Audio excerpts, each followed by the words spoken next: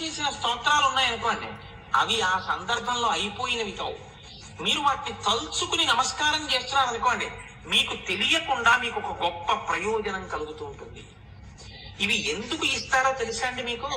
ఇవి ఇవ్వడం వెనకాతల చాలా పెద్ద రహస్యం ఉంటుంది.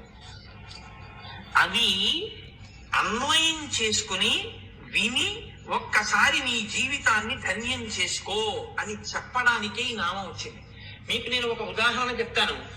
సర్వమంగళ మాంగళ్యే శివే సర్వార్థ సాధికే శరణ్యే త్రయంబకే దేవి నారాయణి నమోస్తుతే. ఇది ఒక శ్లోకం. ఇది ఎక్కడదో తెలుసా అండి? చండీ మంత్రము యొక్క మాలార్ణవము అని చెప్పి అమ్మవారి యొక్క దేవీ వైభవము అని ఒకటి ఉంది. ఆ దేవీ వైభవాన్ని వర్ణించేటటువంటి ఘట్టం ఈ శ్లోకం ఉంది. ఈ శ్లోకంలో ఏమంటారంటే సర్వమంగళ మాంగళ్యే శివే సర్వార్థ సాధికే. అమ్మా, సర్వమంగళ మాంగళ్యే, సర్వమంగళములకు కూడా మంగళప్రదమైన దానా, శివే మంగళములను ఇచ్చేదానా, సర్వార్థ సాధికే, ఏది జరగాలన్నా ఎవరి అనుగ్రహం ఉంటుందో ఆ వారి వలన జరగవలసినటువంటి పనులన్నీ ఉన్నాయి అని చెప్పినప్పుడు ఆ తల్లి ఎవరో అటువంటి తల్లివైనదానా, సర్వార్థ సాధికే శరణ్యే త్రయంబకే దేవి, మూడు కన్నులున్నవో తల్లి నీకు నేను శరణాగతి చేస్తున్నాను. శరణ్యే త్రయంబకే దేవి నారాయణి నమోస్తుతే, నారాయణి నారాయణుని చెల్లెలా నీకు నమస్కరించుచున్నాను. ఇది బాహ్యార్థం. అసలు ఈ శ్లోకం వెనకాతల ఉండేటటువంటి చాలా పెద్ద రహస్యం ఏమిటో తెలుసా అండి? ఇప్పుడు మీరు సర్వమంగళ మాంగళ్యే శివే సర్వార్థ సాధికే శరణ్యే త్రయంబకే దేవి నారాయణి నమోస్తుతే అన్నారనుకోండి స్నానం చేసి, అయితే మీ పిల్లలతో అనిపిస్తున్నారు అనుకోండి, మీకు తెలియకుండా మీ ఇంట్లో ఏం జరుగుతుంటుందో తెలుసా అని అడిగింది శాస్త్రం. ఏం జరుగుతుంది అంటే, మంగళకరమైనటువంటి వస్తువులు ప్రపంచంలో కొన్ని ఉన్నాయి. ఈ వస్తువుల్ని పేరు విన్నా, పేరు తలుచుకున్నా, వాటిని చూసినా, ఒకవేళ ఏదైనా దోషం జరగబోతుంటే, ప్రమాదం జరగబోతుంటే వాటి వలన తప్పుతుంది. అమ్మవారు అనుగ్రహించాలనుకుంటే వాటిగా వచ్చి అనుగ్రహిస్తుంది. ఇక్కడే ఈ సభలోనే ఉన్నారు ఒక ఆయన, నాతో పాటు రోడ్డు మీద కలిసి ఇంటికి వచ్చారు. వీధి గేటు దగ్గర నిలబడి మాట్లాడుతున్నాను ఇలా చేతులు వెనక్కి పెట్టుకుని. ఎందుకు వచ్చిందో తెలియదు, ఎక్కడి నుంచో ఒక ఆవు వచ్చి నా చేతులు నాకుతోంది. నాకుతుంటే అరే ఆవు వచ్చిందే పాపం, దీన్ని ఇలా పంపించడం ఎందుకు అని నేను నా భార్యని పిలిచి 4 అరటిపళ్ళు ఇవ్వవే అన్నాను. అంటే నా దగ్గర ఉన్న ఆయన పరిగెత్తుకుంటూ వెళ్ళి ఆ తీసుకొచ్చి ఆ అరటిపళ్ళు అవి ఆ ఆవుకి పెట్టారు. అదే రోజు ఆయన మోటార్ సైకిల్ నుంచి పడిపోయి తల పగిలిపోయి చాలా ప్రమాదకరమైన స్థితికి వెళ్ళిపోవలసిన వ్యక్తి కౌపు దెబ్బలతో బయటకు వచ్చేసారు. నాకు తెలియదు ఈ విషయం, ఆయనే నాకు వచ్చి చెప్పారు ఇవాళ పొద్దున.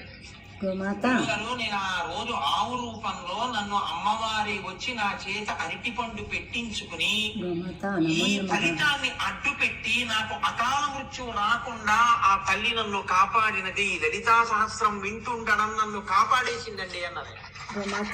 అది భక్తి. కాబట్టి చూడండి, కొన్ని వస్తువులు ఉంటాయి. ఈ శ్లోకం చెప్పినప్పుడు ఏమవుతుందంటే, ఆ వస్తువులన్నిటినీ చూసిన ఫలితం, ఆ వస్తువులన్నిటి పేర్లు మీరు చెప్పిన ఫలితం మీ ఖాతాలో వేస్తారు. ఏవి ఆ వస్తువులు? ఆ పేర్లు వింటే చాలండి. ఒక్కసారి ఆ పేర్లు విన్నా, వస్తువుల్ని ముట్టుకున్నా చాలు. అవి మొట్టమొదటిది బ్రహ్మవేత్త.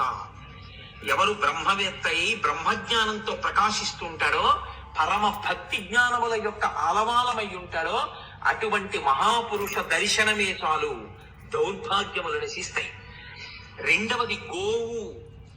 ఆవు కనపడినా, ఆవుకి మీ చేత్తో ఏదైనా పెట్టినా, ఆవు కనపడగానే మీరు చెప్పులు విప్పి దాని పృష్ఠభాగానికి నమస్కారం చేసి వెళ్ళిపోయినా, దాని గంగడోలు ముట్టుకుని నిమిరినా, ఆఖరికి ఇంత పండో కాయో మీరు ఆవుకి పెట్టినా, అది ఉత్తర క్షణంలో సాక్షాత్ మీరు లలితాపరా భట్టారికకే పెట్టిన మహానైవేద్యమై మిమ్మల్ని కాపాడుతుంది. నేను అలాగే చేస్తున్నాను స్వామి.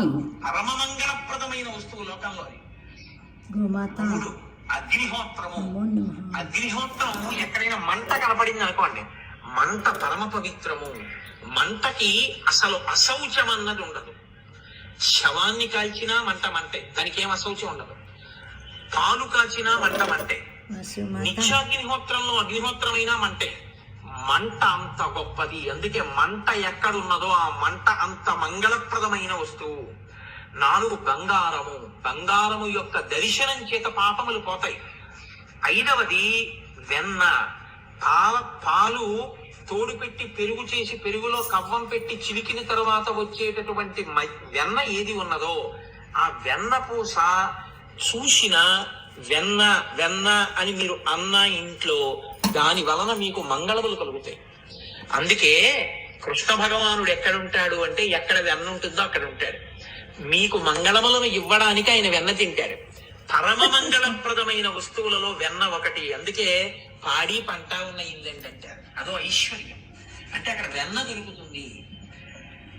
తర్వాతది సూర్యుడు. సూర్యుడు పరమమంగళప్రదమైనటువంటి బింబం. సాక్షాత్ మాంస చక్షువుకి కనపడేటటువంటి ఒకే ఒక్క పరమేశ్వరమూర్తి సూర్య భగవానుడు. అందుకే సూర్య దర్శనం ఒక్కసారైనా నమస్కారం చేయకుండా అసలు ఆ రోజు గడపకూడదు. తప్పకుండా ఒక్కసారైనా సూర్యబింబానికి నమస్కారం చేయాలి. అసలు సూర్యబింబానికి నమస్కారం చేయకుండా రోజు గడిపేస్తే అంతకన్నా కృతజ్ఞత ఇంకొకటి లేదు. స్త్రీలు, ఆడవారు ఏ రూపంలో ఉన్నా సరే స్త్రీ పరమ మంగళప్రదమైనటువంటి స్వరూపము. అలాగే రాజు, ప్రభు దర్శనం.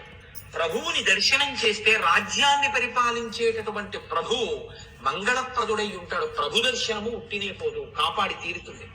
కాబట్టి ఇవి మంగళప్రదమైనటువంటి వస్తువులు. మీకు ఇంకొక పెద్ద రహస్యం చెప్పనండి.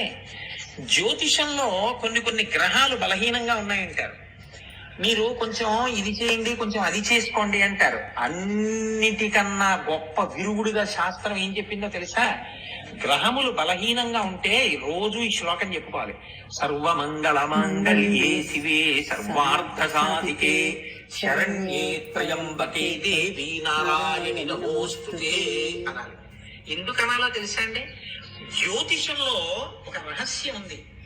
అది మీకు జ్యోతిష శాస్త్రంలో దొరకాలనే నియమం లేదు. వేరొక చోట లభ్యమవుతుంటాయి.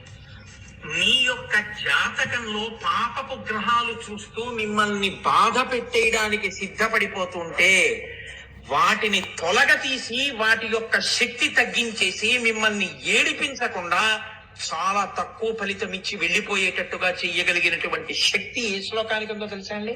ఈ శ్లోకానికి ఉంది. ఈ శ్లోకం మీరు చెప్పగానే అమ్మవారు ఆ శ్లోకంలోంచి కొన్ని వస్తువులుగా ప్రకాశిస్తుంది. వీటిని మీరు తలుచుకున్నా, వీటిని మీరు విన్నా, వీటి గురించి చెవిలో పడినా అమ్మవారి అనుగ్రహం కలుగుతుంది. అదే ఒకటి పెరుగు. పెరుగు పరమ మంగళప్రదమైన వస్తువుల్లో ఒకటి. పెరుగు వంక మీరు కానీ రోజు చూస్తే ఇంట్లో ఒక్కసారి పెరుగు వంక, పెరుగు పాత్రకు అందుకే కాలు తగలరాదు. పెరుగు వంక చూశారనుకోండి, మీకు బలహీనంగా ఉన్న గ్రహాలు బలపడతాయి.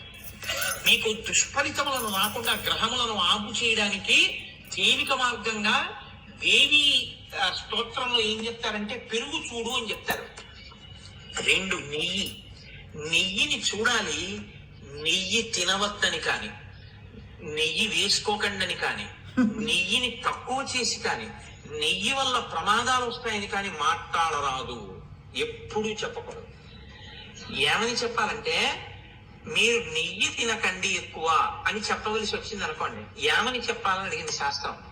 మీరు పరిశేచనానికి అధికారంగా మాత్రమే నీతిని ఉపయోగిస్తూ ఉండండి చెప్పాలి. అంతేకాని మీరు నెయ్యి తినకండి అని ఎప్పుడూ చెప్పకూడదు. దాని వల్ల ఏమవుతుందో తెలుసా అండి? వెంటనే మీకు బలహీనంగా ఉన్న గ్రహాలు ఏమున్నాయో అవి బాగా పాప ఫలితాన్ని ఇస్తాయి. అలా మాట్లాడకూడదు. అందుకే కొన్ని వస్తువుల గురించి తెలిసి మాట్లాడాలి తప్ప తెలియకుండా మాట్లాడకూడదు అసలు. అందున మీకు ఇంకొక మాట చెప్తున్నాను, మీకు బాగా జ్ఞాపకం ఉండడానికి చెప్తున్నాను. అమ్మవారి గురించి ఉపన్యాసం చెప్పే వాళ్ళు ఎవరి దగ్గరికి వెళ్ళి మీరు నెయ్యి తినద్దని చెప్పకూడదు. ఆయన తింటున్నాడో తింటలేదో మీకు అనవసరం. ప్రయత్నపూర్వకంగా వెళ్ళి అమ్మవారి గురించి ఉపన్యాసం చెప్తున్న వాడి దగ్గరికి నెయ్యి తినకండి అని మీరు చెప్తే మీ ఖాతాలో పాపం వేస్తారు. నేను అబద్ధం చెప్పాననుకుంటే ఈ అధ్యాయం దేవీ భాగవతంలో ఉందో లేదో మీరు చదువుకోండి.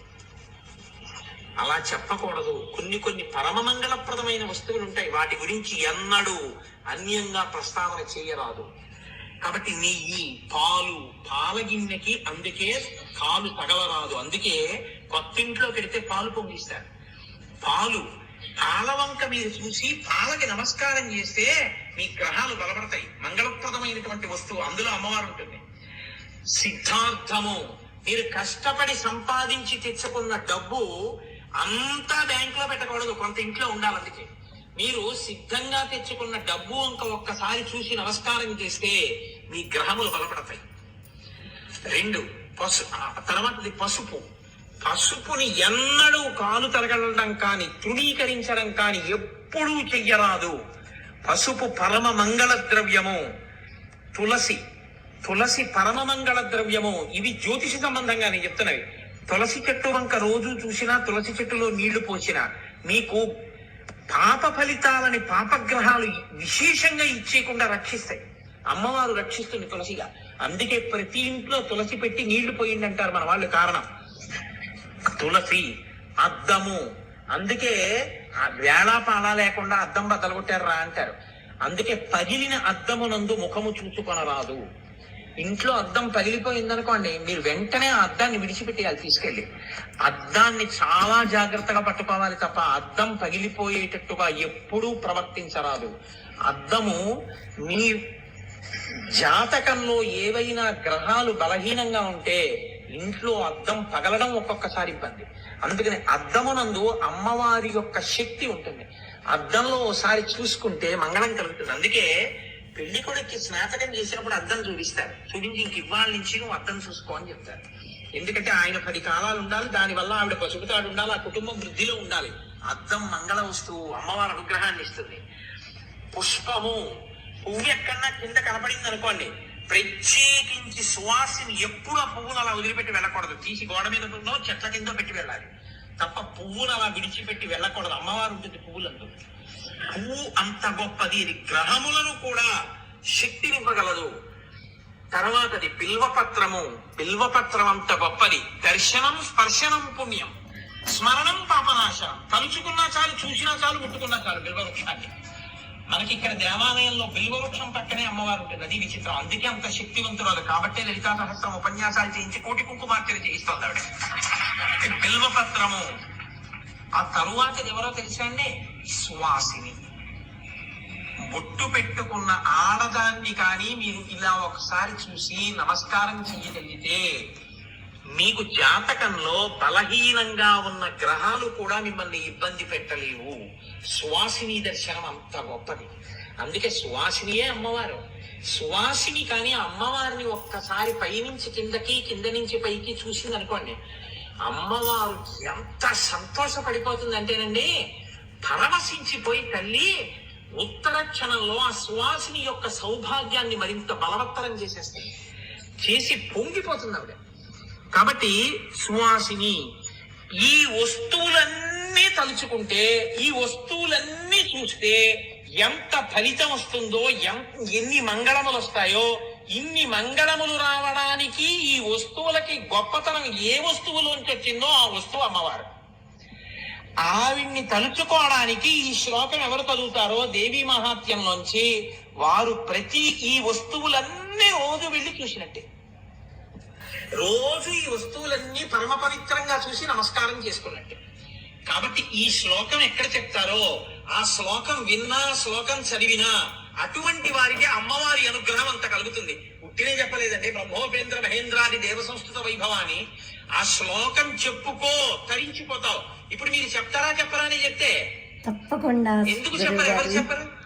కాబట్టి నేనంటాను, మీదనండి. సర్వమంగళ మాంగళ్యే, సర్వమంగళ మాంగళ్యే, శివే శివే సర్వార్థ సాధికే, సర్వార్థ సాధికే, శరణ్యే శరణ్యే త్రయంబకే దేవి, త్రయంబకే దేవి, నారాయణి నారాయణి నమోస్తుతే. నమోస్తుతే. ప్రతిరోజు స్నానం చేయగానే ఒక్కసారి సూర్యబింబం వంక తిరిగి నమస్కారం చేస్తూ ఈ శ్లోకాన్ని కానీ మీరు ఇంట్లో చెప్పారనుకోండి, చక్కగా ఇంట్లో పిల్లలకి కూడా ఈ శ్లోకం నేర్పితే ఇల్లు 10 కాలాలు చక్కగా సౌభాగ్యవంతంగా సంతోషంగా ఉంటుంది. అమ్మవారి ప్రతి వారికి ఈ శ్లోకం రావాలి. అంత గొప్ప శ్లోకం. ఇన్ని మంగళప్రదమైన వస్తువులు ఆ శ్లోకంలో వచ్చేస్తాయి. మీరు ఇవన్నీ చూసినట్టే, ఇవన్నీ నమస్కారం చేసినట్టే.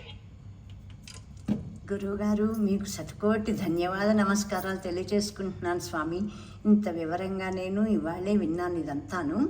తప్పకుండా మేమందరం ఈ శ్లోకాన్ని పఠించుకుంటూ దానివల్ల కలిగే ఫలితాలన్నీ మీరు చెప్పారు కాబట్టి అవన్నీ మాకు లభించాలని అమ్మవారిని నేను మనస్ఫూర్తిగా వేడుకుంటున్నాను. ఈ వీడియో విన్నవారందరూ కూడా గురువుగారు చెప్పిందంతా మనం పాటించి మనల్ని ఉద్ధరించుకుందాము, ఈ ఫలితం పొందుదాము, సత్ఫలితాన్ని తప్పకుండాను. గురువుగారు మీకు మరొక్కసారి ధన్యవాద నమస్కారాలు తెలియజేసుకుంటున్నాను. Thank you to all of my viewers. Thank you so much. Thank you for watching all of my videos. Thank you so much. All of my subscribers, viewers, friends and relatives also. ఈ రోజుకి నాకు 3753 మంది subscribers ఉన్నారు. Thank you to you all my dear all friends. Thank you.